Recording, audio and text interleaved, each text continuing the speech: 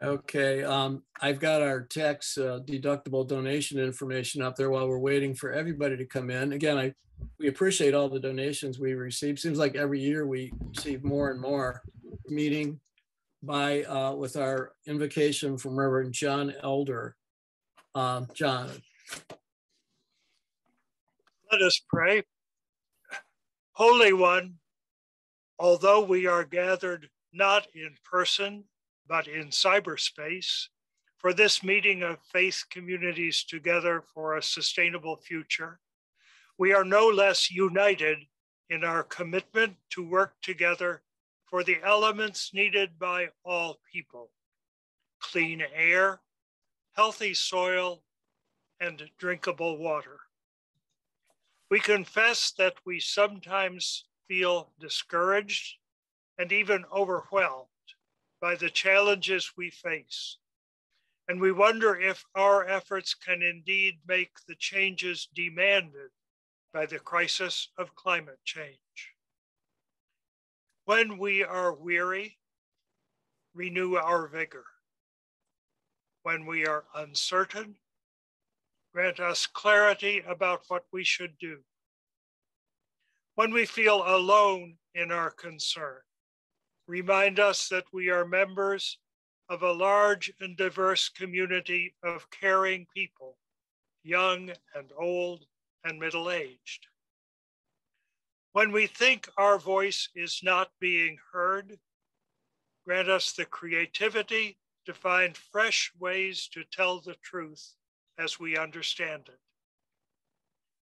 When we are tempted to self-righteousness, save us from hypocrisy and remind us that we can learn even from those with whom we disagree.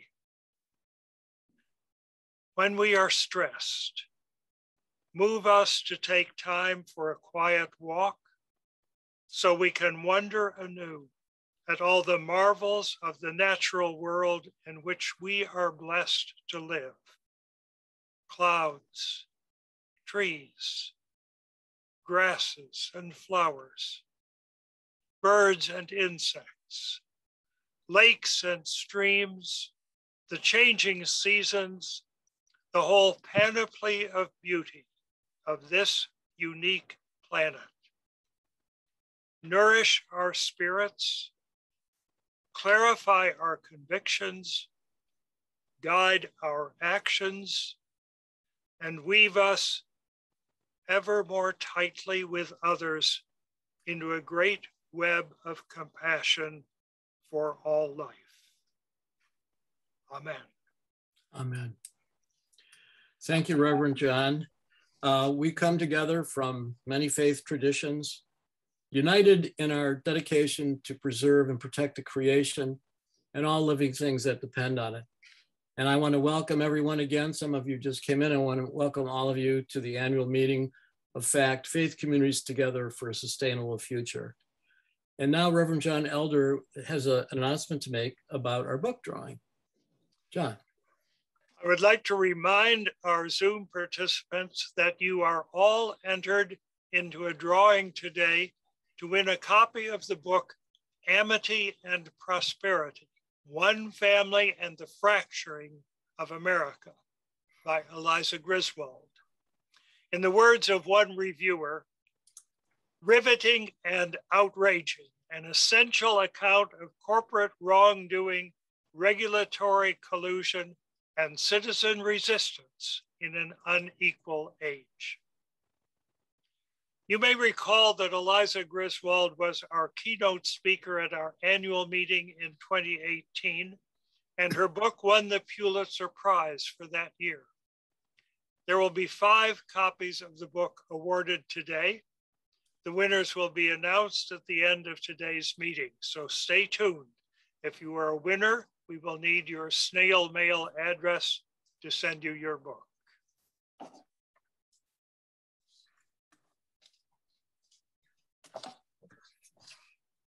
Thank you, John. Yep. And now it's my privilege to introduce our keynote speaker, Yuri Gorby. We're very fortunate to have as our presenter today a scientist who is especially well qualified to start us off on FaCT's newest endeavor, educating faith communities about the dangers of unregulated use of a byproduct of the fossil fuel industry, radioactive wastewater from oil and gas wells. Yuri Gorby earned his PhD in microbiology in 1991 from the University of New Hampshire. As a scientist with the U.S. Geological Survey in Reston, Virginia, and at the Hanford Nuclear Reservation in Richland, Washington, he did pioneering research on the complex biogeochemical reactions of radioactive materials in contaminated groundwater. As a staff scientist at the J. Craig Venter Institute in Southern California, his discovery of electrically conductive microfilaments produced by microorganisms significantly contributed to the emerging field of electromicrobiology. He has served as the Harold N. Bittman Chair for Civil and Environmental Engineering at the Rensselaer Polytechnic Institute, where he educated students and colleagues on the environmental and human health effects of fracking and related industrial activities.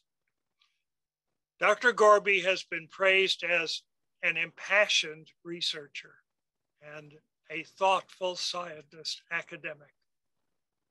But he is also a gifted communicator to lay people. He was executive producer of the 2013 documentary Fracking Our Future, which warned of the harmful health impacts of the emerging field of shale development. Yuri is from a family of Appalachian steel workers. He graduated from Bethany College in his hometown of Bethany, West Virginia, and recently returned to the Upper Ohio Valley to directly apply his knowledge and expertise toward environmental and human health impacts of petrochemical development throughout the region. Please join me in welcoming Yuri Gorby to speak on the Brine battle, the risks of unregulated use of wastewater from oil and gas wells. Welcome. Well, John, thank you very much for that kind introduction. And I'm going to have to try to really meet the expectations of being a good communicator, because just before this, we went to hook up by Zoom. My presentation file failed. It has a virus that is not allowing it to open. I think Ron has may have tried to work on it too. So this is going to be more of a chalk talk, as it turns out. I'm really going to highlight some of the important points without any use of now of illustrations and things like that. But I think that if anyone has any questions, you can place them in the chat room, or perhaps we'll be sending questions directly to Ron or someone else to relay at the end of the talk. I want to start by saying that I have been really fortunate to work in the scientific community in a very interdisciplinary field that we refer to as either geomicrobiology or biogeochemistry or hydrobiogeochemistry. It's the interaction of rock or soils with water, and also microorganisms of different genus, species, and domains of life, including all of the fungi. These organisms and these complex interactions have really been the focus of my scientific career. And I did do a postdoctoral fellowship at the in Reston, Virginia, at the U.S. Geological Survey, where where I discovered that there are some organisms that can actually breathe uranium, use it as an electron acceptor. And during that process, then they changed the chemistry of uraniums to a form it's called uranium-6. It's the the oxidized form of uranium.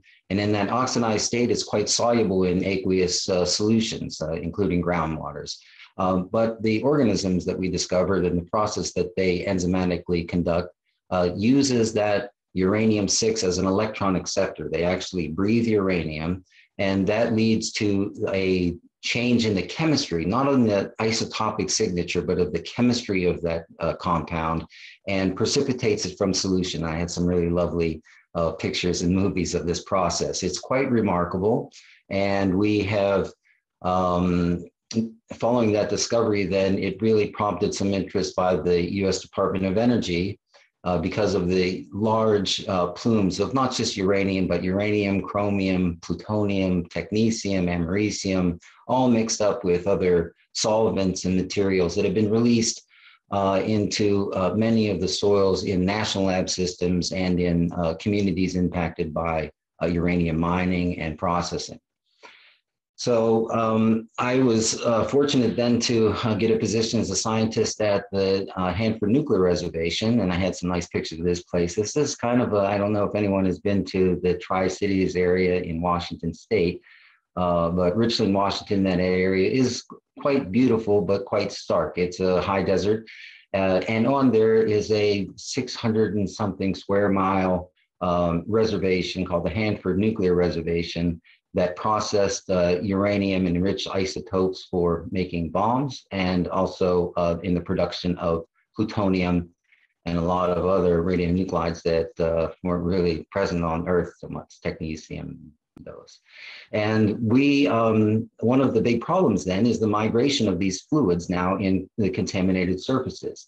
And the microorganisms that myself and my team at the USGS had discovered actually had potential for remediating those or treating those contaminated subsurface systems by stimulating either natural populations of microbes, and it leads to the precipitation in this formation. And we had big field experiments that I was going to show you on some slides as well, where we had monitoring wells, water, hydrologic control wells, where we could pump water out of one section of the aquifer, move it upstream in the subsurface, and keep that uranium, especially uranium, from entering the Columbia River, which outlines this entire site out on this semi-arid plateau or basin in central Washington State. And that flow was quite complex there because there's, the river water changes. I had nice shots of all of this stuff for you as well. The changes in river water, in the height of the river, the materials within the aquifer itself. So this is actually the Columbia River, but the water also flows under the site, of course, and that's what moves around all these contaminants. And I'm getting into all of this because we have now identified through a lot of the, painstaking work of people at national labs and at universities, and more importantly, environmental, journalists, investigative journalists that have, like Justin Noble and many others, that have tracked down, and started to really characterize these materials that we are pulling out of these deep formations, the shales. Now, I want to say that shale, especially the Utica and the Marcellus, are enriched with uranium that was present in these early oceans that were oxic. There was a lot of that uranium-6 that I was talking about in those ocean waters. But during the process of the deposition of all of that biomass that was growing in the oceans, and here in Appalachia, those waters were constrained by the uplifting mountains of the Appalachian Range themselves, and it certainly changed the biology within those constrained water bodies, where there's now uranium-6 is abundant. You have a lot of minerals and things being injected into that system by the tectonic activity, seismic activity, and stimulating the growth of things, especially things like algae, photosynthetic microorganisms that used all of the CO2 that was in that water as well, they actually produced a lot of CO2, made it superoxic, and then all that biomass then settled down to the bottom in layers, and that deposition of that biomass led to shale deposits. And this is, we're talking 480 million years ago, 480 to 450 million years ago for the Utica Shale.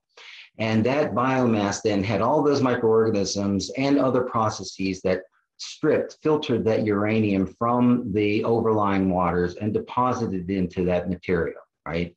And now that, removing uranium from, naturally occurring uranium from the aqueous phase had some really important implications. One is that was all then sequestered into these formations, but more importantly, it allowed for the development of things like bony fishes whose nephridia, which is the rudimentary kidney in bony fishes, is very sensitive to uranium, not as a radiological agent, but as a chemical agent. It binds to cells on nephridia and in glomeruli of advanced kidneys, but in there, it really binds tightly and shuts down kidney function in bony fishes. So, it's pretty important to have that uranium pulled out of those oceans and brought down into those sediments. Not to mention all the CO2 that was sequestered down there as well as part of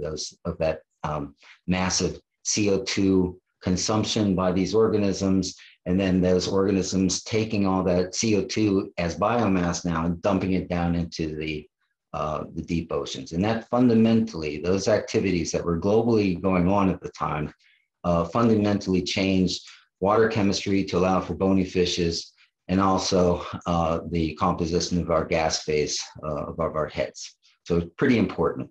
But now we are taking advanced technologies like directional drilling, horizontal drilling, and drilling deep down into those formations that are enriched with uranium, which is the mother of all radioactive materials in these formations. And I have all, slides of all of the decay series, but you can look them up, and it leads to things like radium, production of radium, which has different chemistry than uranium. It goes freely in water. It is, one of the big problems that we have with produced water is the radium content now that is moving and being distributed everywhere. And we'll get into that. I'm really kind of like winging this right now with any slides to hold me up, to prop me up. So please bear with me. So the process of moving that, there's a couple of big problems here. We're generating not just brine, and I guess we should clarify what brine is. Brine is a generic term that's used to define, classes of these fluids that are coming back up out of these holes and have to be dealt with one way or another. And that brine can be actually flowback can be a component of what is disposed of as brine. Flowback is the material that the fluids and also proppants, crystalline silica, that come back up out of the wells during or just following stimulation or fracturing. And so those fluids are typically, contain all the chemicals that are used in fracking, including biocides. We all know about the hundreds, thousands of chemicals that are used in those proprietary fluids. The crystalline silica that is problematic. And so about 40–50% of that material that has been injected into the formation comes back up during this flowback process. So very short contact time with the formation and the movement of that material to coming back up. Now, flowback can be kind of reprocessed, and some of it may be reused in systems, but flowback, it does have one thing, and it has still a lot of particles from the actual fracking job. So not only just the chemicals that go down there, but it also has particulates that will come up, and those particulates will contain uranium-bearing minerals that, again, are problematic. So now, I didn't even discuss, the drill cuttings themselves, which the state of the art right now is to take them out into a landfill somewhere and put them in there, and there's a couple of problems with that. One is that the leachate that comes through there, and we've seen this in many cases around these facilities. The leachate is radioactive itself. There may be particular uranium particles or oxidized form, that soluble form of uranium moving there, but mostly it will probably be particulates. There will be radium generated in there. But the big deal is if you're putting uranium in a landfill, it's going to be growing in all of the decay products. And eventually, your radon will be coming out of there pretty regularly. And those little candy cane vents or the flare stacks that burn off the excess methane that are coming off that formation does not combust radon. And that radon is being released in the atmosphere of these and will tend to settle down like it does into our basement, down into the lower lying areas and hollows and things like that. So that's one big thing. And I don't want to, I know this was we're talking about brine here, but that is also a big problem in terms of environmental and human health issues. The second thing with drill cuttings is that, yeah, we're spreading materials around in the production of that. But let's get to the fluids now. So brine, again, can be the flowback that contains mostly the chemicals used in fracking, silicon proppants, and all of the minerals that are being extracted or coming up from the formation that's just been stimulated. With produced water, that's fluids that are generated by the formation themselves. Now, they can still include, residual amounts of the chemicals used in the fracking process, certainly. But the important thing here is that these produced waters are really the high salinity brines, because these were ancient oceans that went down and were reworked by the earth processes. So these have lots of salts, lots of dissolved metals like barium and potentially strontium, manganese, iron, and lots of radium. So radium in that fluid now that's coming out, it's principally going to be fluid. The radiological component in that is radium.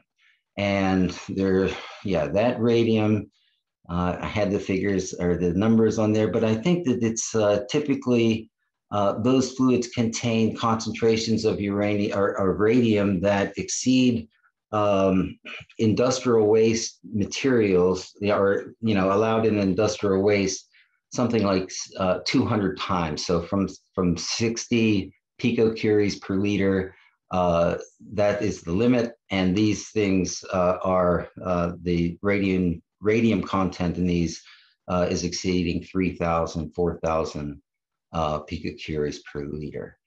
And so to treat this material as not a radiological material is really problematic, because again, radium will move freely with groundwater.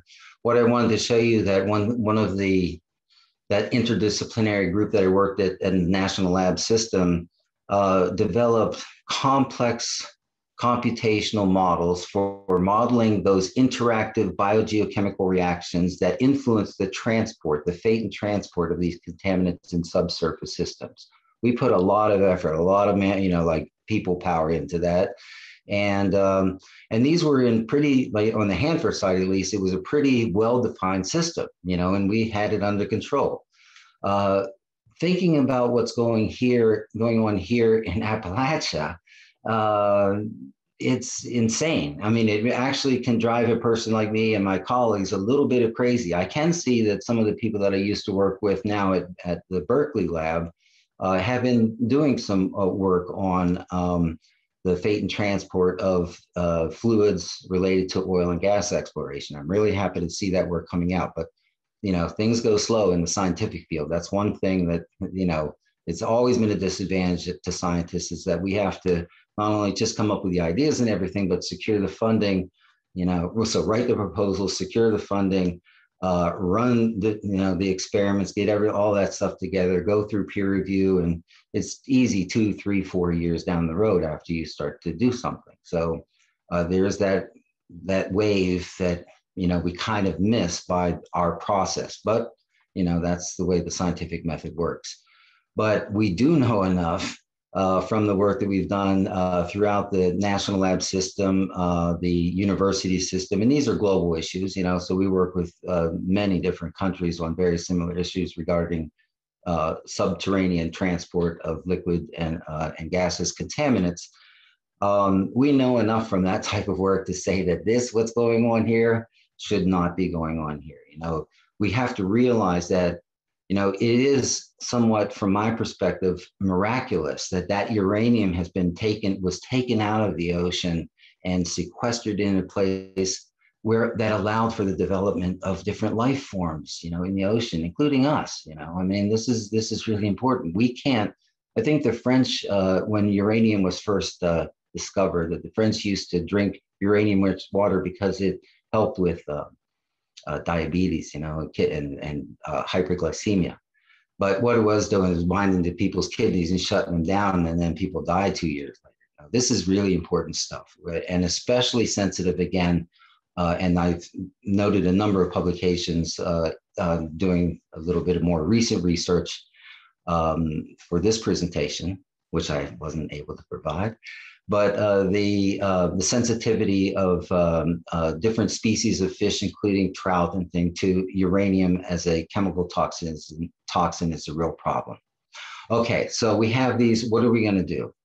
We have, what are we going to do with these wastes? And I told you that, yeah, I think 98%, just punching through my slides now in my head, 98% of all of the brine waste generated by the oil and gas industry is destined for injection in these class 2 disposal wells.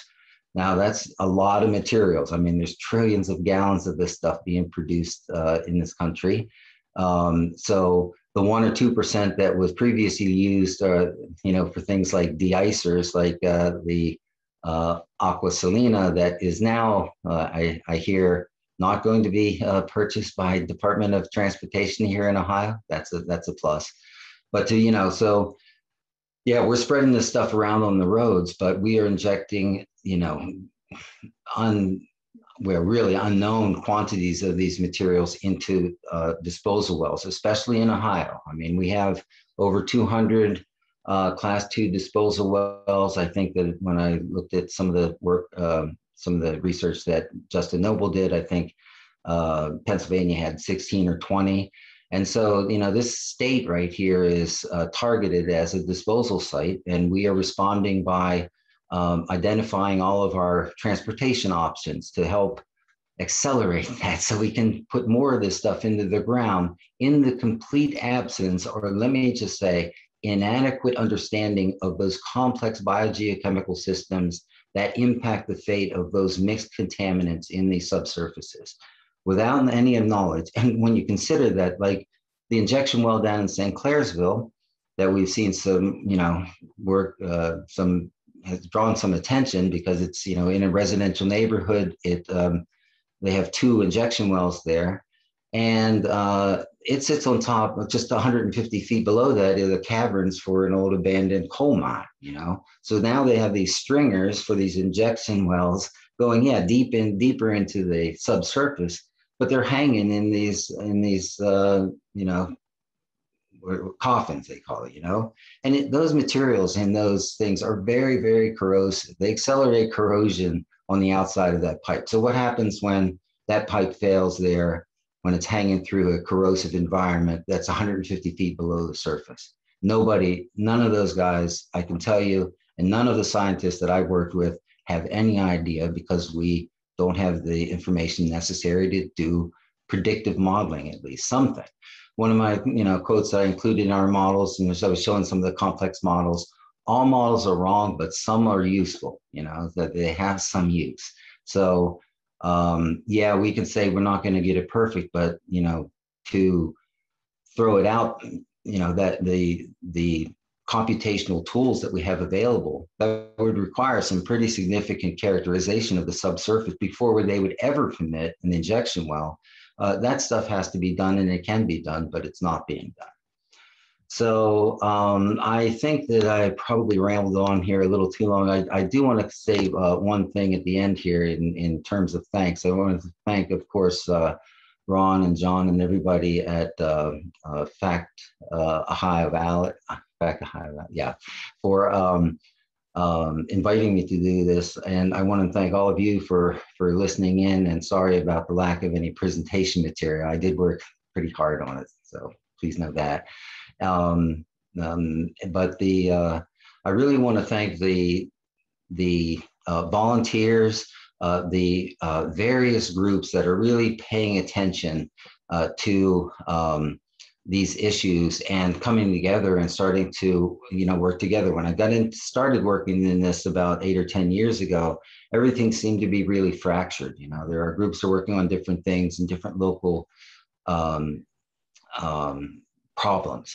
But I think that we now recognize that that there are different aspects to this same monster that we had really, and that if we aren't looking at it in a holistic way, and that is cradle to grave, what is the impact of all of this? The plastics, we're all involved in, the anti-plastics campaigns, I hope, because those are an outlet to continue this extraction.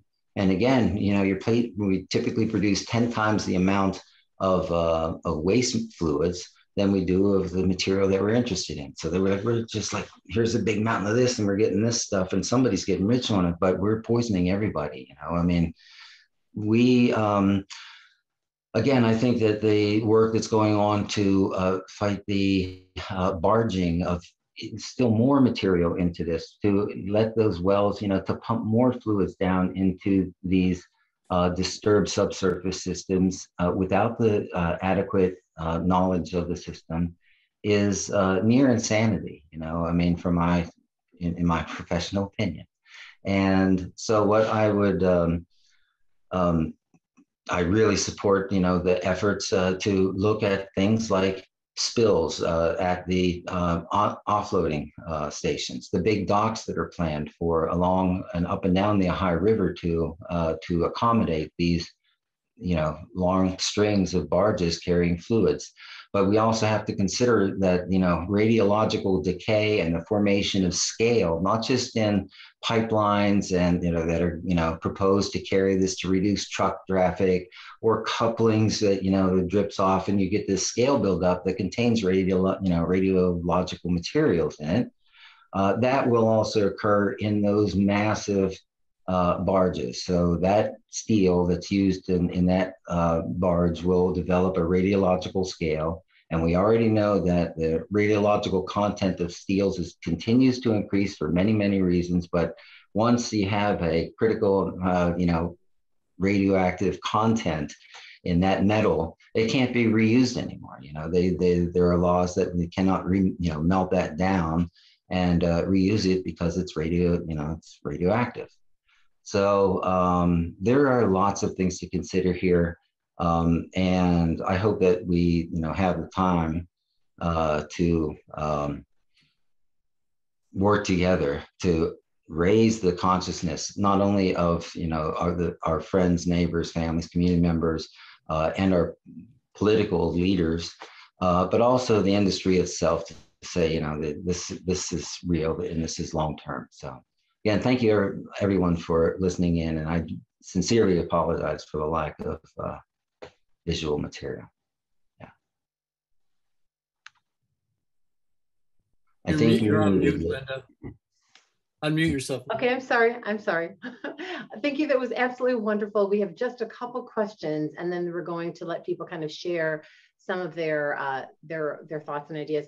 One question was that what is the difference between the radioactivity in brine that is produced by traditional oil and gas wells and versus fracking? Because Aquasaline is saying that, they're not using fracking wells, so they're fine.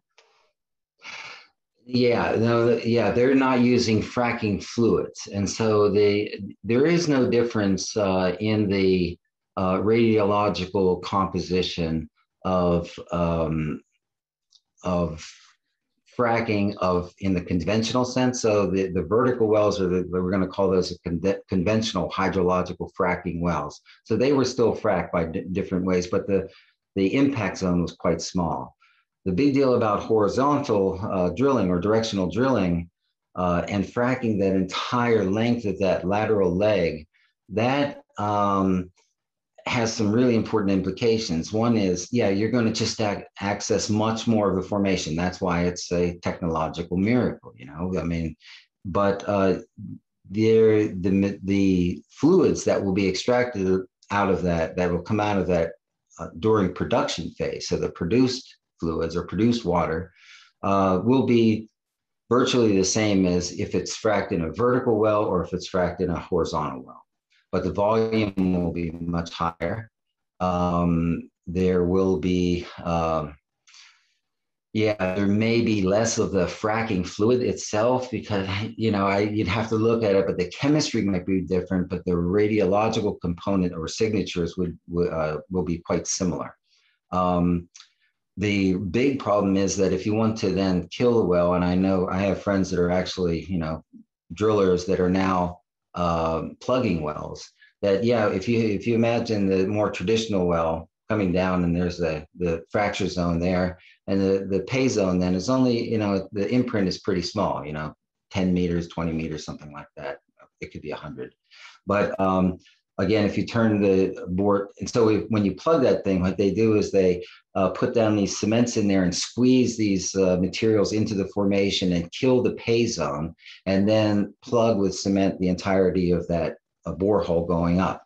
With horizontal fracturing, it's impossible to kill the pay zone. So it's impossible to run cements down there and squeeze into that now, you know, half mile to a mile long formation and seal that off. And so now when they're packing or plugging the vertical section of the shaft, there's this big, massive, active, you know, pay zone down there building up pressure. And when, not if, when that annulus or that pipe to the top fails and that high pressure gas comes up the side of that, 5, 10, 15 years from now, it's going to be problematic for a very long time. The costs, I think, of plugging, I mean, the costs vary, of course, depending upon the job, but plugging a vertical well, when you hear a lot about plugging, it can be $15,000, $25,000, something like that. The cost of a horizontal leg to try to kill something like that is upwards of $250,000, $300,000 is what I've heard from estimates from professionals in the field. And it's not successful. I mean, it's very difficult to do.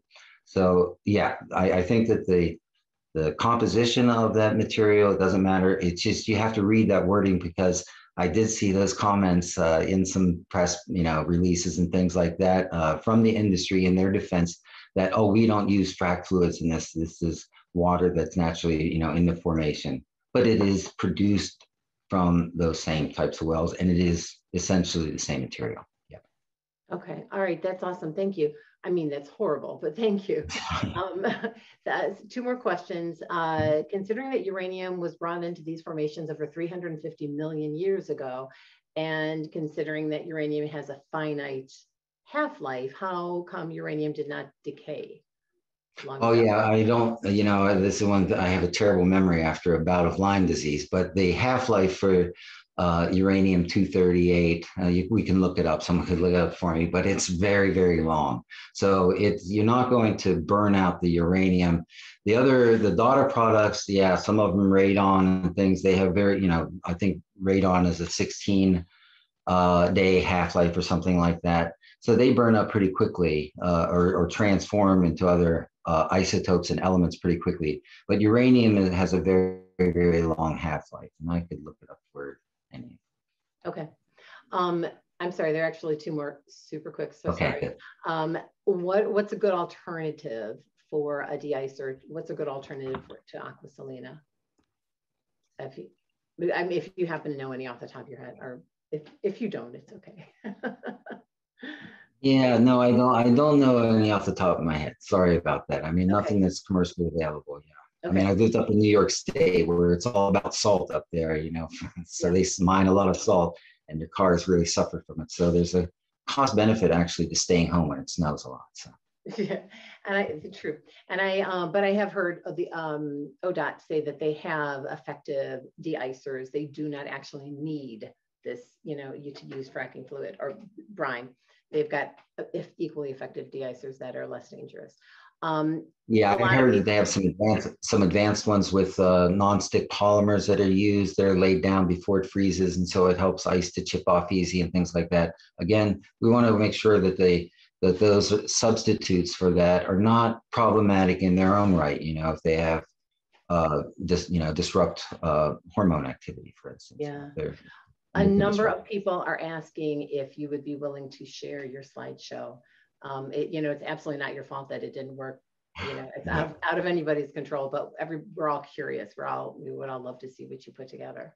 Yeah, so for sure, I'll get it up, and I may have to reconstruct it from scratch, but I have all of my source material still in my computer. It's just not arranged. So, yeah, okay. Certainly. Yeah. Okay, perfect. And then, oh, I'm sorry. I thought there was one more. There's a lot of comments that people are making that I think could probably be a part of the open mic that we're going to do in a little bit. So unless I'm missing something, I don't think we have any additional questions. I think that might be it. All right. Thank you. That's wonderful. I am going to now turn this back over to Ron.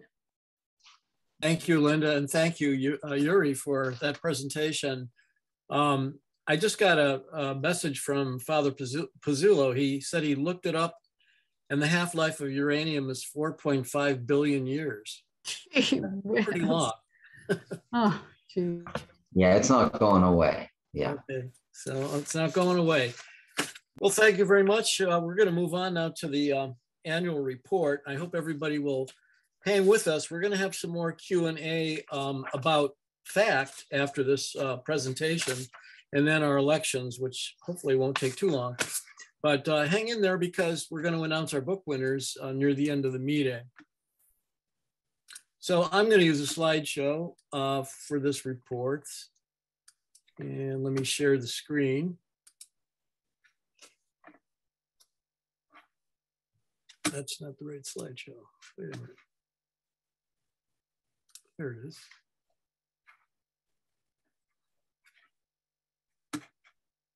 Just a moment, please.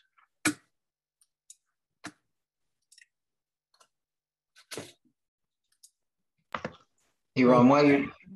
Oh, okay, you got it. Okay. Can you all see the slideshow? Yep. Okay, good. This year, I decided that since this summer has been our 10th anniversary of our founding, that I would look back 10 years instead of doing an annual report. It's not going to be a longer than a usual report, so it's going to be pretty quick over some points. But I want to give you a sort of an overview of what we've been doing in the last 10 years. So 10 years ago this summer, we had our formation meeting at my church, East Shore Unitarian Universalist Church. We had about 40 persons in attendance at that meeting from 8 different congregations and various denominations. We had Reverend Joan Van Beasley in attendance from the Unitarian Universalists, Jim Deming from United Church of Christ, and Jim was the Minister of Social Justice for that whole denomination, which is based in Cleveland. We began the meeting in a conference room in my church, East Shore, but more and more people kept showing up, so we had to move the meeting to the sanctuary, which was a happy problem to have in a founding meeting. What excited and motivated these FaCT founders? Above all, I think we were eager to bring a voice of moral conviction to the environmental cause in Ohio. We were all familiar with the scientific and the civic activist approach. What we wanted to add was a strong voice of moral conviction based on our religious traditions. These founders wanted to demonstrate through our unity that though we come from various faith traditions, we all had one thing in common, a deep commitment to protecting the creation that God had given us, and to protect people and all living beings who depend on this creation.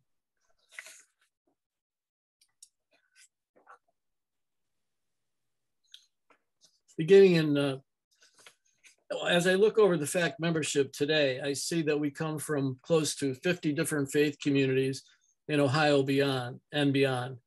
And we have interacted with more than 90 faith communities throughout our decade of existence. And you can see here, these are just a few of the FaCT members, and you can see they come from all different parts of Ohio, mostly Eastern Ohio, but we have some members in other parts of Ohio as well. Beginning in 2011, we met in rotating locations around the state. And there you see Chesterland, and we were in Youngstown, and we've been in Hiram, St. John's UCC in Dover, where we usually have our annual meetings when they're in person. West Shore, where our most active chapter is, our church chapter there, West Shore UU Church. Chesterland, again, Youngstown. Carrollton, back in Hiram, and then First Church in Oberlin.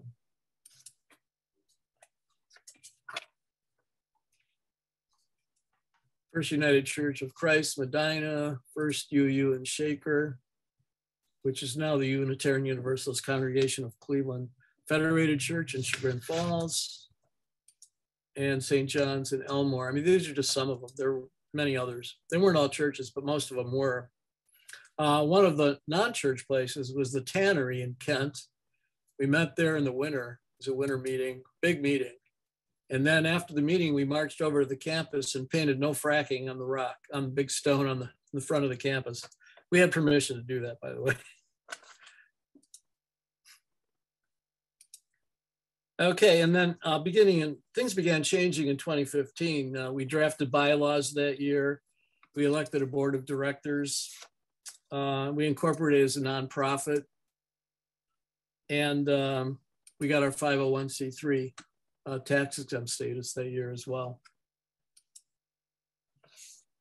In 2015, we also embarked on the Ohio Health Registry, a registry to document and track the impacts of shale development on the health of Ohioans. The concept was brought to us by Dr. Debbie Cowden, who was inspired by the Southwest Pennsylvania Environmental Health Project. The Ohio Health Registry eventually morphed into the Ohio Health Project, which is FaCT's main outreach program, which, besides the Health Registry, now also includes the Story Project and sharing support circles. FaCT, like other nonprofits, has had to cope with the COVID-19 pandemic, and I think we have done so quite successfully. We've continued our meetings and events, though moving them to Zoom, most of them. Board meetings, general meetings, special events like this one. We have written a number of applications for grants to support our mission, most of which so far have come from CHEJ, Center for Health, Justice, and the Environment. These grants have helped to fund organization development, strategic planning, and our latest grant is a project for our board and leadership on educating faith communities in Ohio on the issue of radioactive brine spreading. And we thank CHEJ for all the support they've given us. They've been probably our longest term supporter in terms of grants. We've also received significant program for FaCT's Ohio Health Project from the Mountain Watershed Association Direct Support Fund. The Direct Support Fund is made possible by the Heinz Endowments, the 11th Hour Project, and the Plastic Solutions Fund, and is a project of the Mountain Watershed Association. For more information or to apply for a grant, please visit www.mtwatershed.com. And our connection to that organization was through one of our interns from a couple of years ago, James Cato. And we really appreciate the work he did for us when he was with us and helping us direct us in the grant search. Thank you.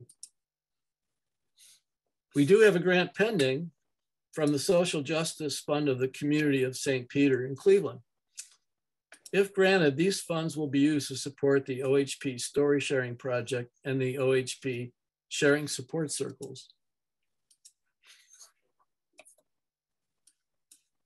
And thank all of you for your financial support. Please remember that your donations to FaCT directly supports FaCT and OHP programs and leverages grantor support, because grantors like to see strong support from organization members.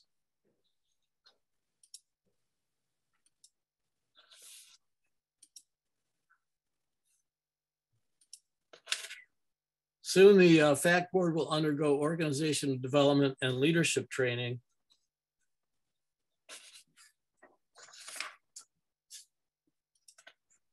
And this work will mostly be underwritten by the Gund and Cleveland Foundations.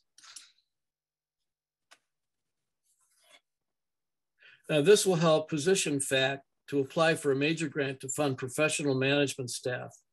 Our volunteers do an outstanding job, but FaCT has matured to the point where we need some professional management to carry our programs forward. Look how we have grown. The first time a financial report appeared in our minutes was for the meeting of September 12, 2015, when it was reported that we had $390 in our checking account. Our current balance is more than $13,000. In 2015, we were operating on a shoestring and just passed the hat while we needed to make a purchase. This past fiscal year, our budget totaled $49,000 approximately.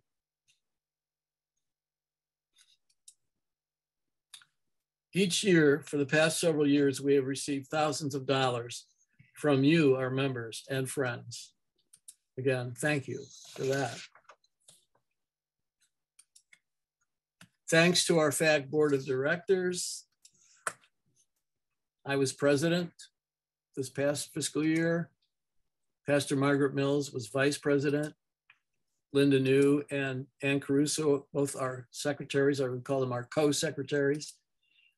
Judy Camuhart, our treasurer, came on board this year. And Father Neil Pizzulo as immediate past president. Ted Out, these are all directors. Ted Out, Justin Thompson, Dr. Cowden, Reverend Monica, and Ginny McNeil. Thank you. There will be changes in the board of directors. So there are some members leaving the board. And first of all, Reverend Monica Beasley Martin and her husband Thomas will be moving out of state in the coming year. We really hate to see them go. Reverend Monica had been operating her own environmental outreach ministry before joining forces with FaCT. And she has infused FaCT with a deep, prayerful spirit that has helped us to remember that our mission is driven by our faith traditions. Thank you, Reverend Monica, and blessings to you and Thomas as you begin your new chapter of life. Our co-secretary, Ann Caruso, is also leaving the board, but still will be actively involved as the FaCT leader. Thanks, Ann. Thanks for all that you have done and are doing. Our immediate past president, who sits on the board under our bylaws, will be departing the board as we will have a new president. We hope Father Neil will continue to be involved as a FaCT leader.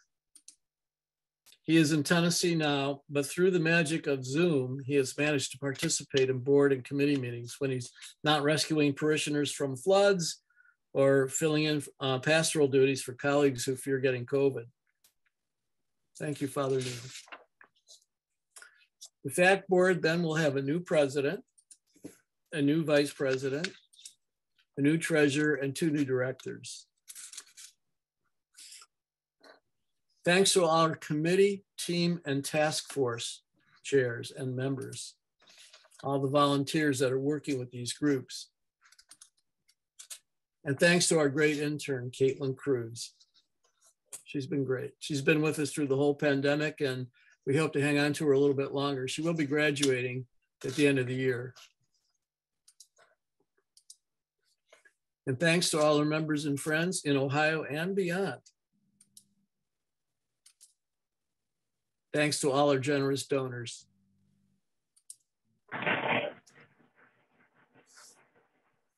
Thanks for 10 great years of growth and achievement.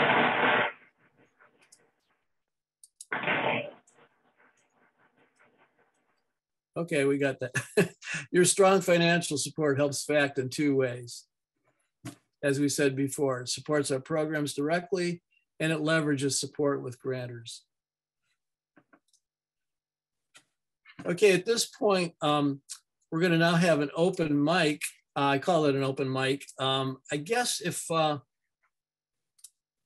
Linda, if you can see people's hands, we could have people, we could unmute them and let them ask their questions directly, or they can put their questions in the chat. So I'm going to turn it over to you, Linda. These are going to be questions about FaCT or about the environment in general, anything to do with the organization or our mission.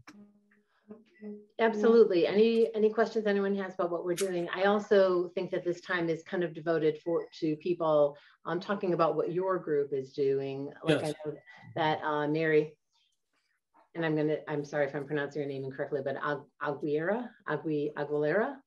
I know you posted like 4 different things in chat. I don't know if you want to take a minute and talk about some of those things that you posted. And I would say if you want to unmute yourself, because I don't know and speak, I think that would be great. If you would rather I read something in chat, that's fine too. And then I see Lori's question. So maybe just Laura, I know I just mentioned Mary first. Is Mary still here? I am. Okay. Did you want to take a second and talk about some of those things that you posted in chat? Sure, yeah, and thank you so much for this presentation, because I think it really,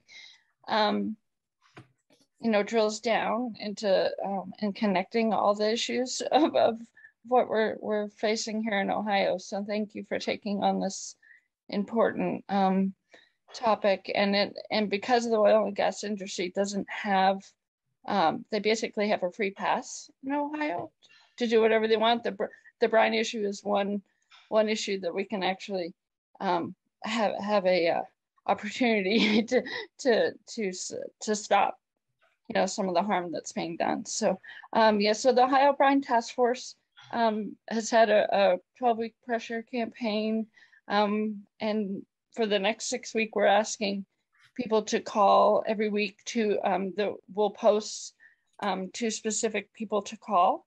And then we're trying to, around the 2 bills that will make Aquasalina a commodity, so anybody and everybody can buy it off the shelves and spread it, and there won't be any accountability.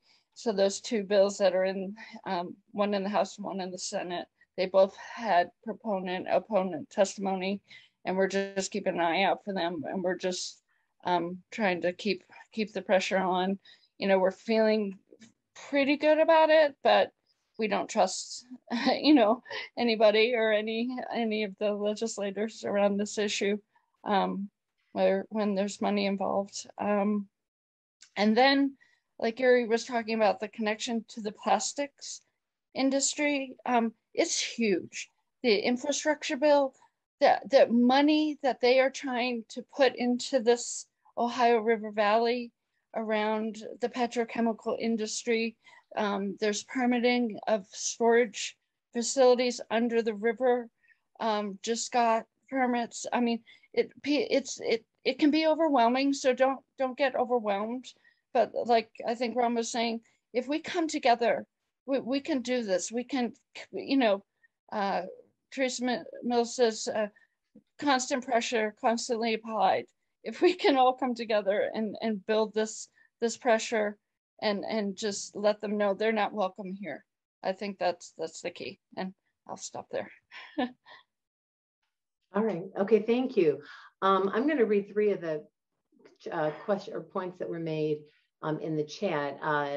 Reverend Elder said, can you say a little bit more about the story project and the sharing and support circles, especially about the need for participants in the circles?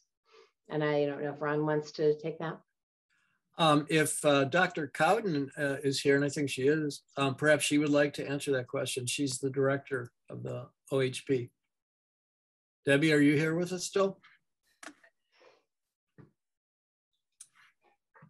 I can try to field that question if she's not here.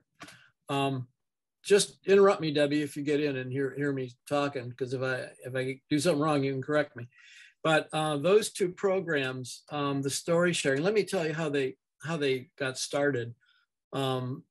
Several of us had experiences like one I had. We were doing a registration for the Ohio Health Registry in Loudonville one day, a few years ago. And I was in the middle of administering the questionnaires, and one of the people, we had about maybe 5 people at one of the tables I was at. There were different tables set up, and I was working on one of them.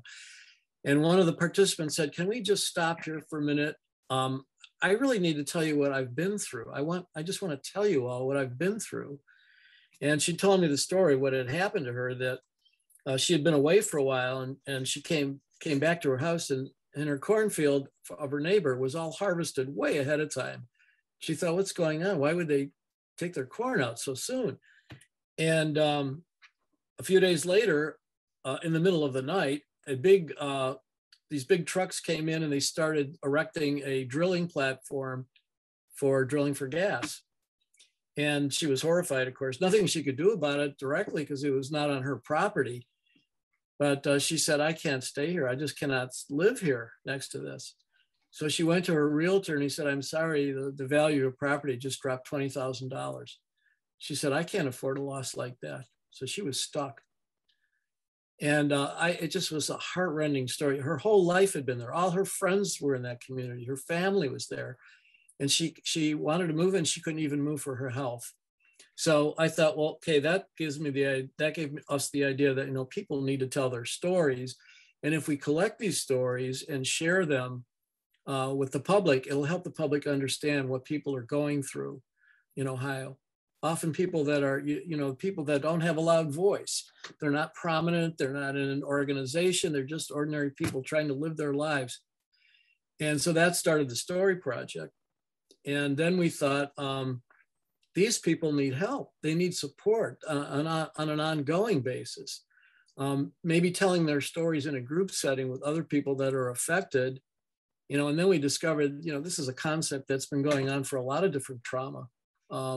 So we thought, we looked into it more and more, and we finally were able to recruit some facilitators to help us. And now we're forming groups. In fact, if you know anybody that's in that situation where they're being adversely affected by this industry, let us know, because we would like to invite them to join one of these groups. They meet for 10 weeks, and they have a facilitator and assistant facilitator. It's going to be on Zoom, so they don't have to be physically located in the same exact area. We could have even people from West Virginia and Ohio or Pennsylvania in this group as well. And I know Ginny has been recruiting some people in West Virginia in a really badly affected area there. So I hope that answers your question. And if Debbie were here, she could probably add a few things. All right, Linda? thank you. Frank Bruno pointed out what I'm sure we are all thinking at this moment is, and that he just stated thank you to Dr. Yuri for your knowledge, your skills, and your dedication. And we hope that we can make much wider use of your services in this state, so thank you. And then there's one additional question, and that is how, and this is to FaCT, how will you be reaching out to non-member congregations? Good question. With this grant that we have from CHEJ, we're going to be training our board and our leadership on this issue. And so Dr. Gorby's presentation is part of that. The information that we're gleaning from him and from many other people will be part of our education curriculum for our leaders. And then we will be preparing materials and then practicing our presentations. And then we will be reaching out to all different kinds of faith communities, not just the ones that are in our circle, that are in our membership, but beyond that. So we're going to start with our own circle, but we're going to be expanding out beyond our circle and involve congregations beyond ours. Some of this work will involve reaching out to some of the denominational organizations in Ohio. So we'll make an approach from both directions, individual congregations, and we'll also be trying to work with denominational organizations. All right, those are the only questions I saw. If anyone else wants to add anything, this would be, or share something that you have been doing or your group has been doing, or a question that you have, this would be a perfect time to unmute yourself and go ahead and ask or share before we move on to the next section. This is Charlie. Am I on screen at this point? We hear you, Charlie. I don't see where you're at. I'm sorry. Oh, I see you. Okay, good. Yeah. Go ahead.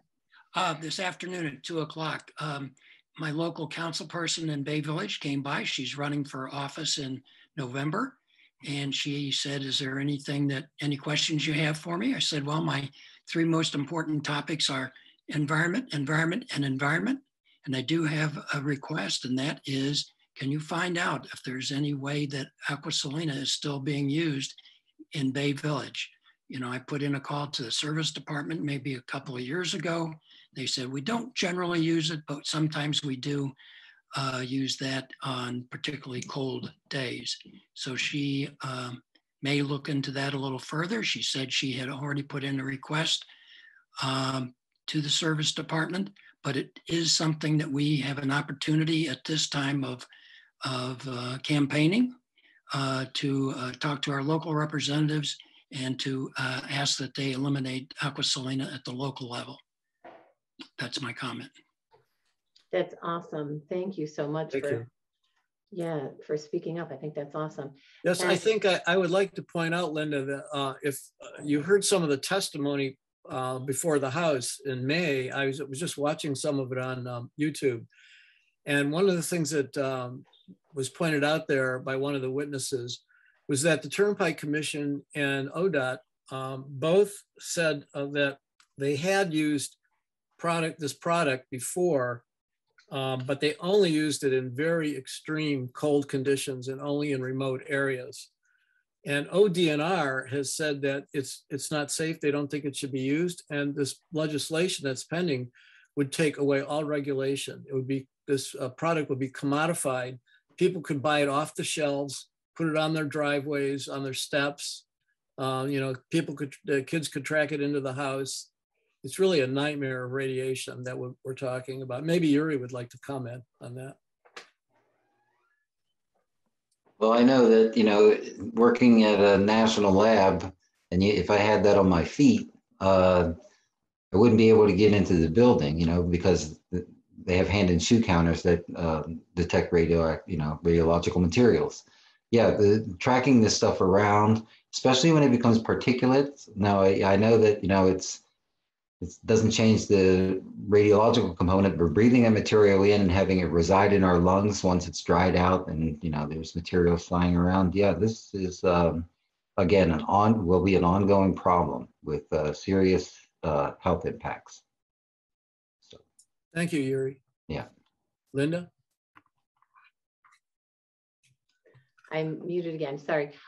Julie posted a Google Doc, or shared a Google Doc in chat. I don't know if, Julie, if you want to unmute and say what that is.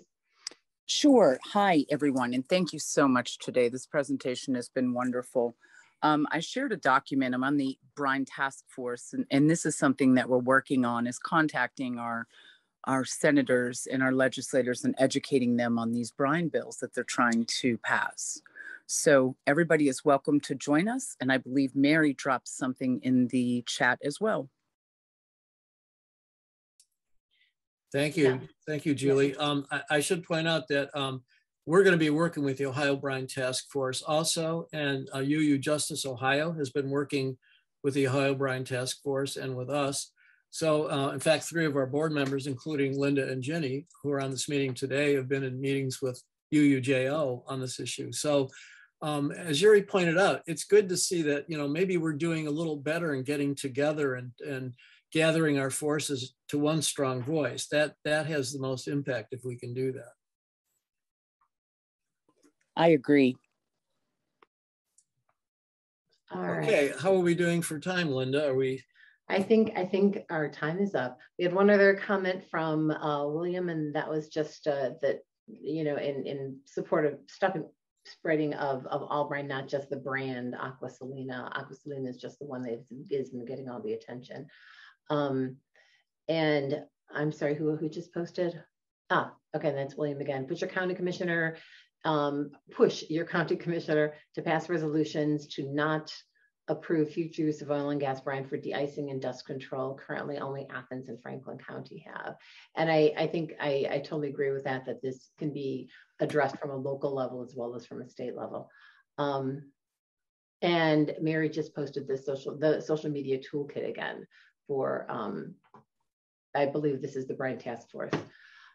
So awesome. I think we're out of time. If anybody has anything else to say, maybe you should put it post it in chat. But I do believe that Ron is going to want to move on to our next item at this moment. Thank you, Linda. This is our final order of business, and that is the report from the Nominating Committee and then our elections. So I have queued up the Nominating Committee report as a slideshow, and I'm going to introduce Dan Phillips to you, who is the chair of the Nominating Committee. Dan. Okay, good afternoon, everybody. We have a wonderful slate of nominees for the board. And I'd like to first acknowledge all the members of the Nominating Committee that have worked so hard, along with Ron's support, to put this together. So I'd like to thank Marlene Blatnick-Fries. She could not be on the call today due to some personal issues today. Dorothy Fowler, Doreen Popacek, Jenny McNeil, and John Elder. John has been an advisor for us, a great advisor, so we really appreciate all the support.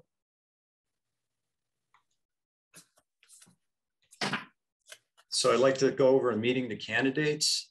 Our first candidate is for the president, and this is for a period through 9/30/22. You'll notice some of the dates are 1 year and some are 2 years. That depends, for the most part, on when they were originally elected to the board, but also we are trying to stagger the board so that not everyone is due at the same time for a renewal of their board position.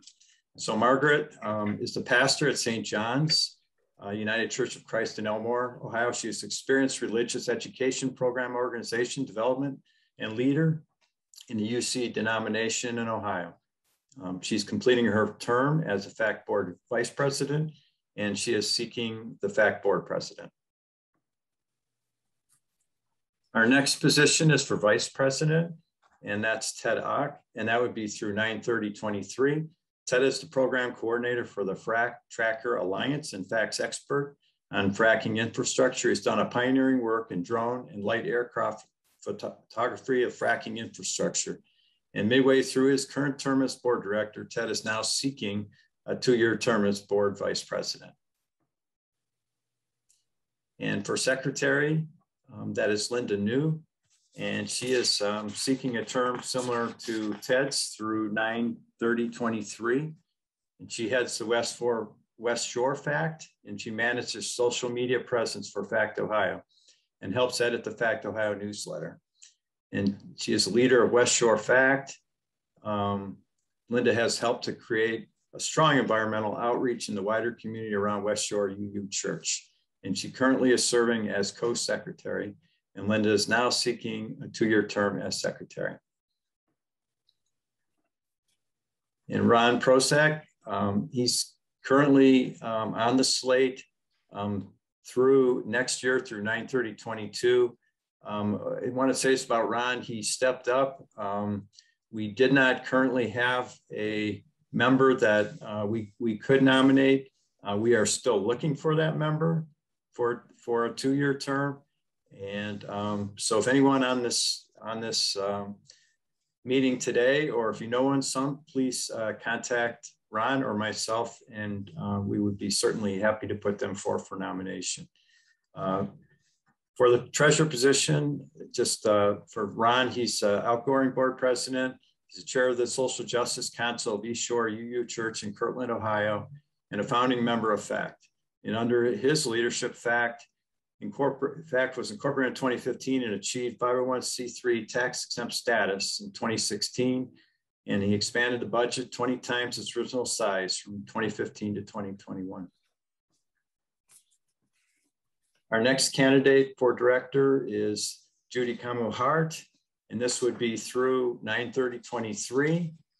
She is retiring from the FaCT treasurer post, and she is seeking to remain on the board as a director. She has extensive experience in nonprofit fundraising and organizational development, and Judy has been instrumental in strengthening FaCT's resource prospects and helping FaCT pursue strategic planning goals.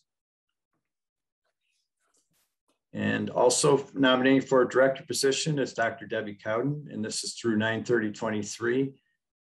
Debbie is an expert on processes and pathways for eliminating toxins from the human body. Debbie is the founder of the Ohio Health Registry that grew into the more expansive Ohio Health Project. She currently chairs the governance committee of OHP, and Debbie is seeking her third term on the FaCT board. And we have another nominee for director. This is a new nominee. It's Rachel Hood. We're happy to have Rachel as a nominee. Her term would be for 1 year through 9/30/22. She's an Oberlin graduate. Rachel is currently completing a master's in geography from West Virginia University. She is the fellowship coordinator for students taking on oil and petrochemicals. The name for that is STOP. At Oberlin, Rachel volunteered with Ohio Health Project of FaCT and served on the Board of Communities for Safe and Sustainable Energy, and that's CSSE. Rachel is one of the founding members of the newly formed Youth for Appalachian Climate Justice Coalition. And we have another nominee for director, and that's Bob Mayer, and that would be through 9/30/22. Bob is the co-leader of the FaCT Athens and of the Athens Catholic Peace and Justice Committee. Bob is a trained Ohio Health Registry registrar. He is seeking his first term as director on FaCT board, where he will provide strong representation for the Athens County region. And for another director nominee is Justin Thompson, and this would be through 9/30/23. He's completing his first two-year term on the board. Justin is now seeking a second term. He studies environmental and political science at Kent State University and serves as the Environmental Climate Justice Committee Chairman for Ashtabula NAACP. As such, he works with other Ohioans on fracking and brine issues. So here's the lineup. Here's a summary of all the positions. And at this point, I'll turn it back to Ron.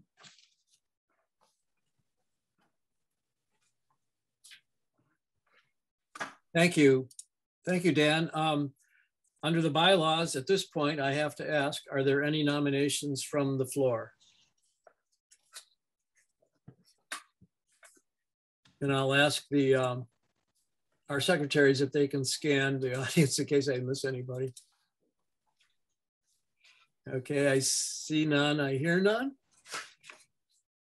I see no nominations from the floor. In that case, I will entertain a motion that nominations be closed and that the co-secretaries be directed to cast a unanimous ballot for the board slate presented by the nominating committee. Is there will someone introduce that motion? This is Dan. I will introduce that motion. Thank you, Dan. It has been moved that nominations be closed and that the co-secretaries be directed to cast a unanimous ballot for the board slate presented by the nominating committee. Okay, this motion to close nominations and to direct casting of the unanimous ballot for the board has been adopted. No, I'm sorry, has been introduced.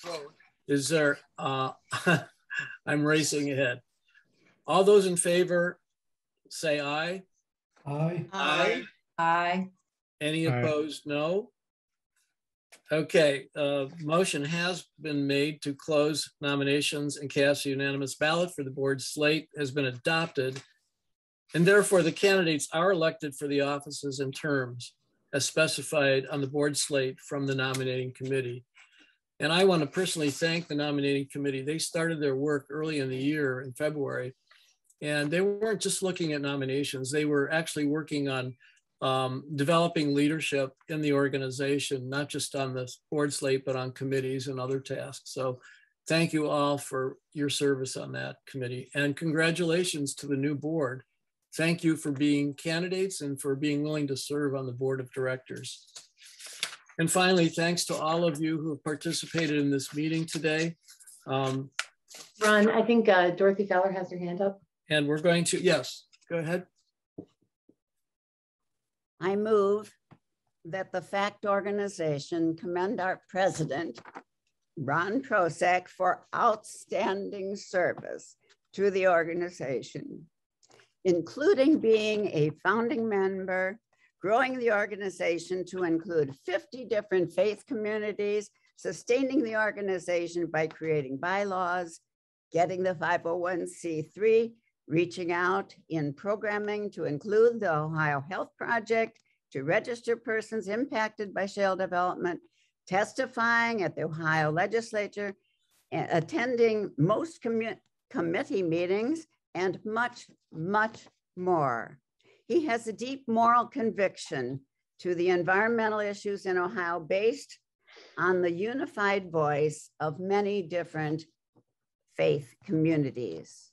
And I further move that FaCT commend Reverend Monica Beasley Martin for her valiant efforts through our organization and beyond to protect planet Earth and all of its life by protesting the harm done by extractive industries, even at the risk to her own health and safety, and for her inspiring words in sermons and prayers on behalf of our goal of clean air, clean water, and clean soil for all people.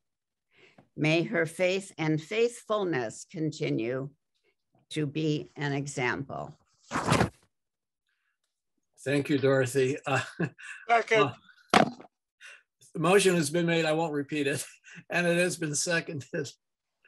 All those in favor, please say aye. Whoa, I think Aye. are we supposed to have some discussion? We can, yes.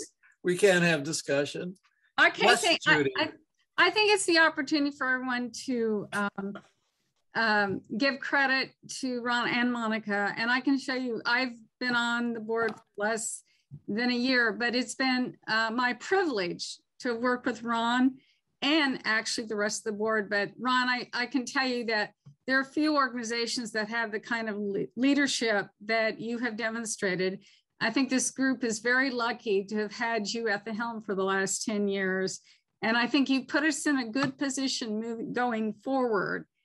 And, but I just want to say that you are a unique leader in not only your moral conviction, but your ability to bring people together, your innate ability to listen to so many different and divergent voices and to keep us moving. So thank you from the bottom of my heart. And I think it's the way everyone else feels. You have been a tremendous leader and we are indebted to you, and we are in good stead because of you. Thank you, Judy. Are there any more, is there any more debate?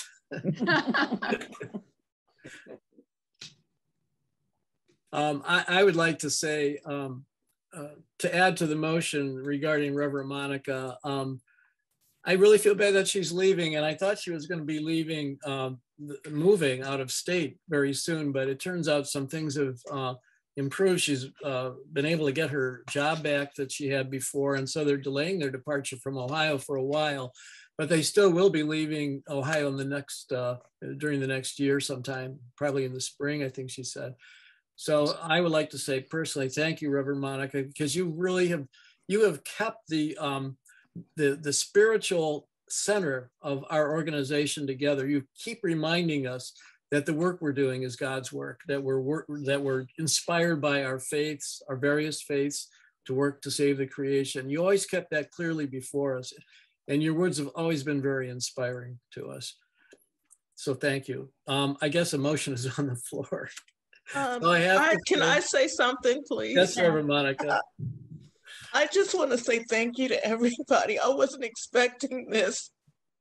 And I thank you. I'm so glad that I had the opportunity to work with you all over these years. And just know that I'm only a Zoom call away. I'm glad to hear that. I'm glad to hear that. You're welcome to board meetings anytime. We'll keep you on the list until you leave. Keep me posted. Yes. And even after you leave, we'll keep you on the list. Thank you for being so supportive of me and of the things that we've had some challenges over the past few years. My FaCT family was there for me, and I will never, ever forget you all. And thank you, Monica. I wasn't planning on doing all this. Okay. All right. Okay. Thank you. Thank you.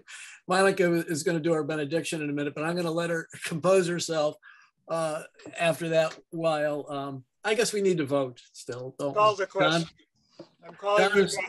John has called the question. All those in favor, please say aye. Aye. Aye. Aye. Any opposed? No. The motion, the very generous motion, is adopted as it was presented. Okay, now the books. What happened with the books? Okay. Yeah. All right, I put everybody's name on a slip of paper and I pulled out 5 names. Charles Dial. There's the book. John's holding it up. Erica Barrett Morrison. Julie Wetherington Rice. Constant Heron. And Charlie Michelson. Oh. Yay, congratulations, folks. So we will need the snail mail addresses. John has the books and is going to mail them.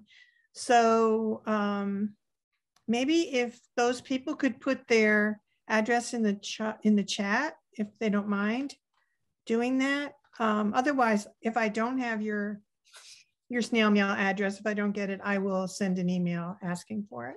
So thank you so much for being here and congratulations. Thank you. I am going to insert one other piece of business that I forgot earlier before we close.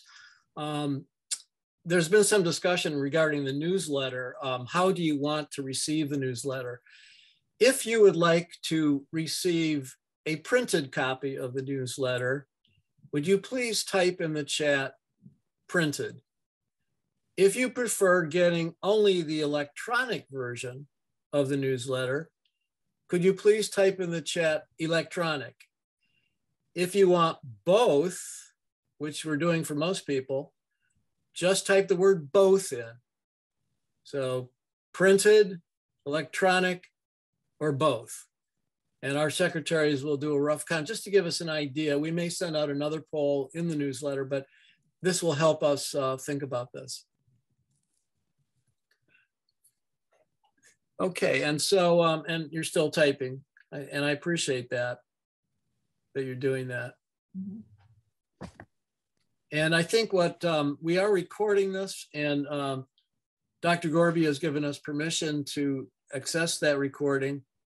So as soon as I figure out the technology of how to do that, I'll let you all know about it.